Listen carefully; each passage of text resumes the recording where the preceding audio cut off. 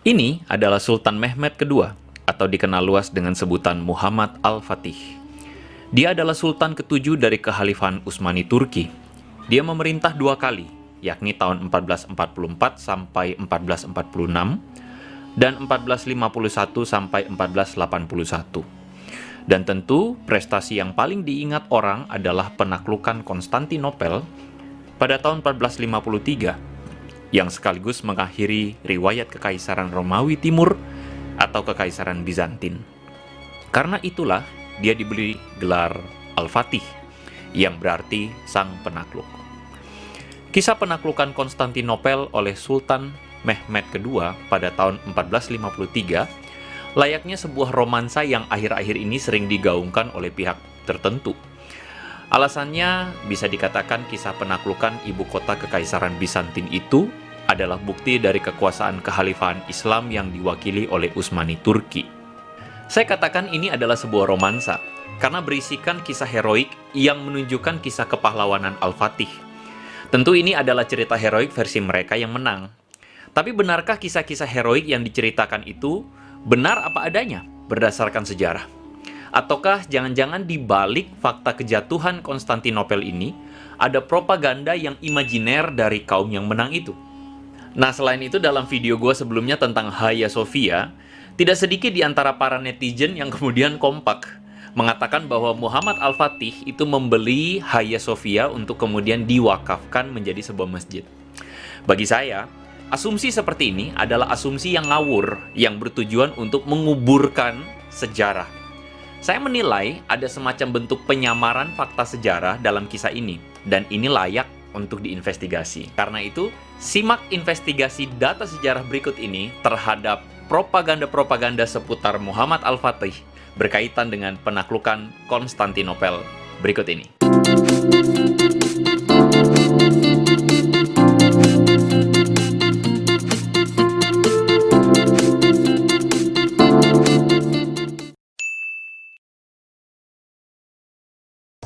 Ini bukan tokoh fiktif, ini adalah tokoh yang sangat nyata. Keberadaan dia itu sudah pernah disampaikan oleh Rasulullah Sallallahu Alaihi Wasallam dalam hadisnya. Namanya Muhammad Al-Fatih. Latuftahan al-Konstantinia ala yadi rojulin. Akan ditaklukkan Konstantinopel di tangan seorang pemuda. Sebaik-baik panglima itulah dia. Sebaik-baik pasukan yang dia pimpin. Kisah penaklukan oleh Muhammad Al-Fatih itu kerap dilegitimasi oleh para pemujanya sebagai penggenapan dari hadis Nabi Muhammad. Dikisahkan dari Abdullah bin Bishyar Al-Qatsami, ia berkata begini, "Ayahku telah menceritakan kepadaku bahwa saya mendengar Rasulullah bersabda, sesungguhnya akan dibuka kota Konstantinopel. Sebaik-baik pemimpin adalah yang memimpin saat itu, dan sebaik-baik pasukan adalah pasukan perang saat itu." Hadis inilah yang diklaim sebagai inspirasi bagi Muhammad Al-Fatih di dalam merebut Konstantinopel. Apakah benar hadis tersebut yang menginspirasi Al-Fatih? Mungkin saja. Namun mungkin pertanyaan yang sebenarnya patut kita pertanyakan adalah, apakah memang benar Nabi Muhammad mengatakan hadis tentang Konstantinopel itu? Nah, menariknya di dalam buku hadis lemah dan palsu yang populer di Indonesia, Ustadz Ahmad Sabik bin Abdul Latif Abu Yusuf mengatakan bahwa hadis tersebut dikategorikan sebagai hadis doif, yaitu hadis yang lemah. Artinya, kalimat yang diklaim sebagai perkataan Nabi Muhammad itu dipertanyakan keasliannya oleh para cendekiawan Muslim. Jadi perawi atau periwayat hadis ini adalah Abdullah bin Bishyar Al-Qatsami, adalah seorang perawi yang majhul, yaitu periwayat yang tidak dikenal secara asal-usulnya. Lagi pula, satu-satunya yang menyebut tentang hadis ini dengan riwayat Ubaid bin Bishyar Al-Gunawi adalah Imam Ibnu Hibban. Padahal beliau dikenal dengan sikap tasahulnya, yaitu sikap yang menggampangkan segala sesuatu, bahkan menggampangkan asal-usul riwayatnya.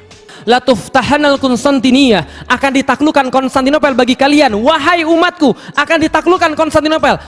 Cuma segelintir orang yang percaya pada beliau, para sahabat, mereka percaya pada beliau, mewariskan dari generasi demi generasi tanpa bosan. Nak, Rasul bilang begini, nak, Rasul bilang begini, nak, Rasul bilang begini, terus menerus sampai 825 tahun.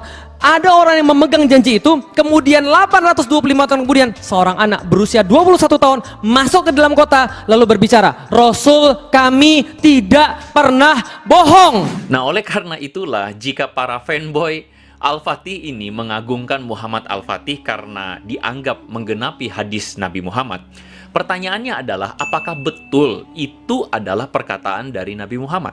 Apakah benar memang Nabi Muhammad memerintahkan umatnya untuk merebut Konstantinopel? Apakah ini adalah perintah agama? Ataukah mungkin ini adalah obsesi salah satu pihak? Bagaimana menurut teman-teman? Tuliskan komentarmu di bawah.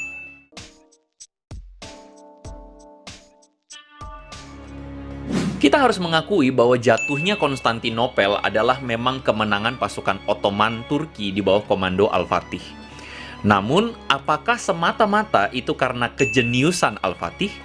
Lagi pula ada kesan yang muncul bahwa runtuhnya kerajaan Bizantin Kristen ini seakan menunjukkan kedikdayaan Islam atas Kristen. Pertanyaannya, benarkah begitu? So, mari kita cek data sebenarnya. Faktanya adalah Konstantinopel yang jatuh di tangan Al-Fatih adalah Konstantinopel yang sudah jauh mengalami kemunduran sejak awal berdirinya di abad keempat. Kota Konstantinopel merupakan kota yang terbesar dan termegah pada zamannya, yakni pada abad kelima. Dan pada tahun 537 itulah Hagia Sophia menjadi simbol dari kemegahan Konstantinopel. Namun, sedihnya adalah perlahan-lahan kerajaan ini merosot hingga abad ke-13. Di abad ke-7 misalnya, kerajaan Bizantin berhadapan dengan berbagai peperangan, baik itu dengan kerajaan Persia maupun Khalifah Umayyad dari semenanjung Arab, yang perlahan-lahan menggerogoti kekuatan dari kerajaan Bizantin. Agresivitas kekhalifahan Umayyad berhasil merebut tanah Palestina dan Mesir dari kekuasaan Bizantin. Hilangnya daerah Palestina dan Mesir ini membawa pukulan berat karena jalur perdagangan dan suplai sumber daya alam yang penting sekali ini menjadi terhenti. Bahkan pada tahun 717 sampai 718, kota Konstantinopel ternyata pernah dikepung oleh pasukan Khalifah Umayyad, baik dari darat maupun dari laut. Namun dalam pertempuran ini, Khalifah Umayyad mengalami kekalahan yang besar sehingga pasukan Umayyad dari Arab mundur. Pada abad ke-8, kerajaan Bizantin mengalami permasalahan dengan konflik dalam negeri antara pihak kerajaan dengan para bangsawan. Rakyat mengalami penindasan oleh para bangsawan, sedangkan pihak kerajaan mengalami berbagai pemberontakan hingga abad ke-11. Nah, keadaan ini begitu melemahkan kerajaan Bizantin, hingga akhirnya pada tahun 1204, tentara pasukan salib yang seharusnya membantu Bizantin malah mengkudeta dan merusak kota Konstantinopel karena perebutan kekuasaan di dalamnya. Fakta mencatat bahwa ada ribuan warga yang dibunuh dan banyak orang melarikan diri dari Konstantinopel. Meskipun tak lama kemudian kerajaan Bizantin kembali direbut oleh Kaisar Palaiologos, kota Konstantinopel telah mengalami kemerosotan yang luar biasa, sehingga wilayah kekuasaan Bizantin sangat amat kecil sekali. Melihat ambisi yang begitu besar dari Muhammad Al-Fatih, dari Kekaisaran Ottoman Turki, Bizantin di bawah pemerintahan Kaisar Konstantin ke-11 meminta pertolongan dari Paus Nikolas V. Namun, sedihnya adalah raja-raja Katolik di barat menolak untuk memberikan bantuan. Hingga akhirnya pada tahun 1453, pasukan yang tersisa untuk mempertahankan kota Konstantinopel hanyalah tersisa 7.000 pasukan, melawan sedikitnya 100.000 pasukan Ottoman Turki. Bahkan, sumber sejarah yang lain mengatakan bahwa jumlah pasukan Al-Fatih yang mengepung Konstantinopel berjumlah 250.000 pasukan. Di sisi lain, kemenangan Al-Fatih terletak bukan hanya jumlah pasukannya, melainkan karena kontribusi dari negara-negara sekitar yang telah ditaklukkan oleh Ottoman Turki, yaitu pasukan dari Jerman, Italia, dan Eropa Timur.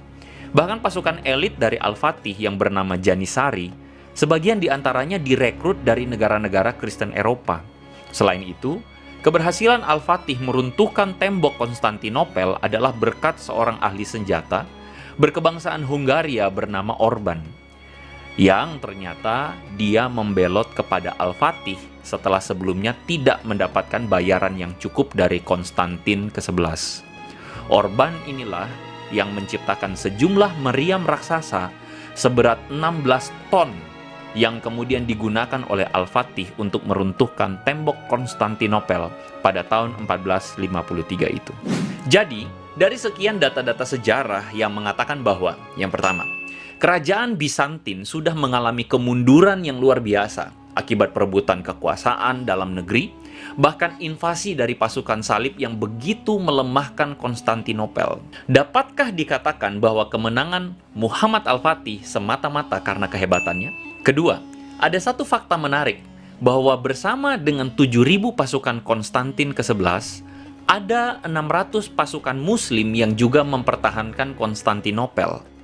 600 pasukan Muslim itu dipimpin oleh Pangeran Orhan Çelebi, yaitu sepupu jauh dari Muhammad Al-Fatih, yang sengaja diasingkan karena dianggap sebagai saingan Al-Fatih sebelum Al-Fatih naik tahta menggantikan Sultan Murad II. Di lain sisi, kemenangan Al-Fatih juga tidak lepas dari bantuan pasukan Kristen dari negara-negara sekitar yang telah ditaklukkannya. Bahkan, meriam yang meruntuhkan tembok Konstantinopel pun adalah buatan seorang ilmuwan yang berasal dari negara Kristen. Jadi, apakah kemenangan Al-Fatih dapat disederhanakan sebagai kemenangan Islam atas Kristen? Ataukah sebenarnya ini adalah soal kekuasaan politik semata yang ditambahkan bumbu-bumbu romansa agama? Bagaimana menurut teman-teman? Silakan teman-teman tulis komentar di bawah.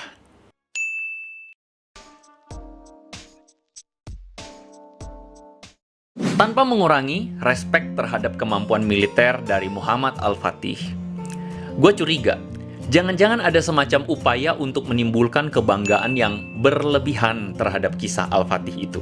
Aksyamsuddin kemudian mengajarkan pada Muhammad Al-Fatih seluruh kisah-kisah sejarah, bagaimana kemudian berperangnya, bagaimana kemudian menyelesaikan masalahnya, bagaimana dengan para istrinya, kisah-kisah para sahabat, kisah-kisah panglima-panglima besar di dalam Islam, semua diceritakan pada anak ini. Wajar umur 11 tahun, anak ini bikin puisi tentang jihad.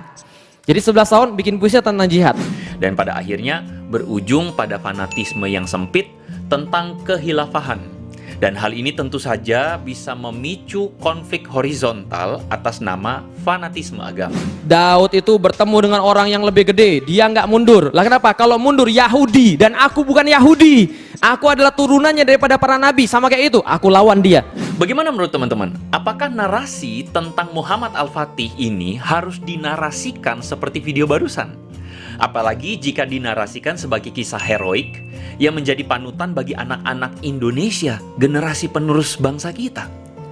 Dan jika demikian, apa dampaknya bagi hidup bersama di negara Indonesia yang berbineka dan terdiri dari beragam agama ini? Bagaimana menurut teman-teman? Silakan tuliskan pendapat teman-teman di kolom komentar di bawah. So, sampai di sini dulu hasil investigasi kita terhadap propaganda seputar Muhammad Al-Fatih. Kita ketemu lagi di part yang kedua soal propaganda yang lain dan dalam hal sikap Muhammad Al-Fatih yang memasuki kota Konstantinopel. Katanya sih dia membeli Hagia Sophia lalu kemudian diwakafkan menjadi masjid. Pertanyaannya, bener nggak begitu? Nantikan investigasinya ya. So, semoga video ini menolong kita untuk melihat dengan jernih dan berhati-hati terhadap sikap fanatisme agama demi terwujudnya kehidupan berbangsa yang lebih baik. Kiranya Tuhan menolong dan memberkati bangsa kita. So make it simple, make it meaningful, may God bless you.